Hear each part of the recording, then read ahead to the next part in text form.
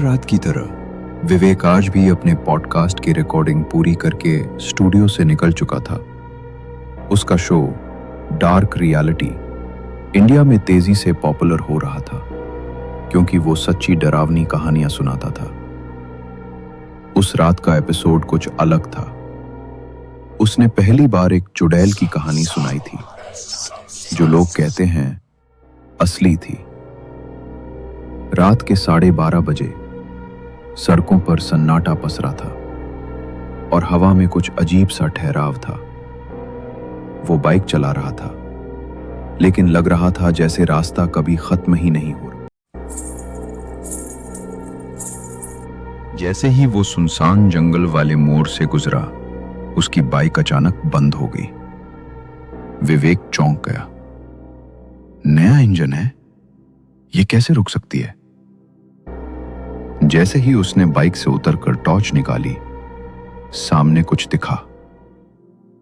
एक औरत सफेद साड़ी में, उल्टे पैर और लंबे उलझे बाल।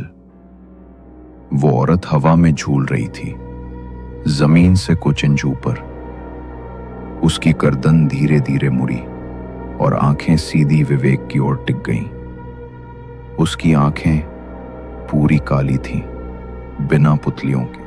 विवेक ने भागना चाहा, लेकिन पैर जैसे जमीन से चिपक गए थे। वो औरत अब धीरे धीरे हवा में तैरती हुई उसकी तरफ बढ़ रही थी। प्रत्येक कदम के साथ उसकी हंसी गूंज रही थी, एक धीमी, ठंडी, दिल दहला देने वाली हंसी। उसने कहा, तूने मेरी कहानी सबको सुनाई, अब तेरा हिस्सा बाकी है।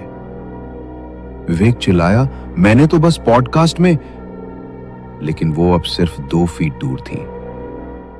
उसका चेहरा अब और विकृत हो चुका था, नाक से खून, मुंह फटा हुआ और आवाज जैसे सैकड़ों आत्माएं एक साथ बोल रही हैं। अचानक विवेक ने जेब से अपने लॉकेट को निकाला जो उसकी दादी ने दिया था।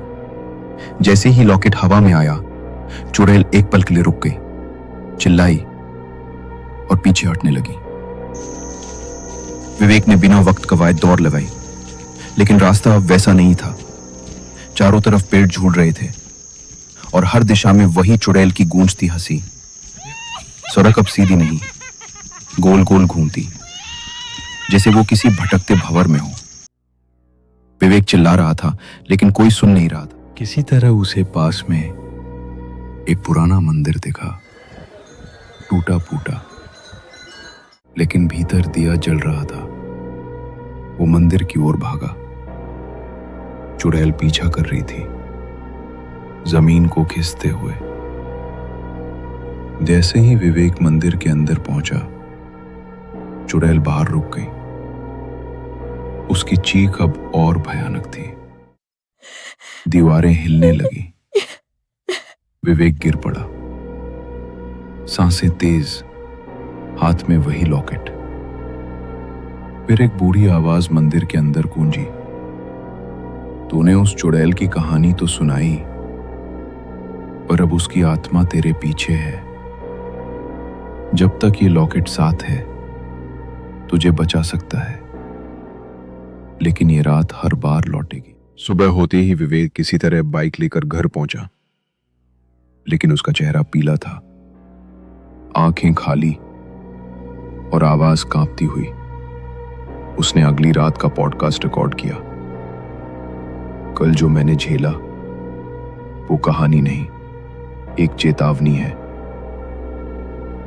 अगली बार जब आप किसी चुड़ैल की कहानी सुने, ये मत समझिए कि वो सिर्फ कहानी है।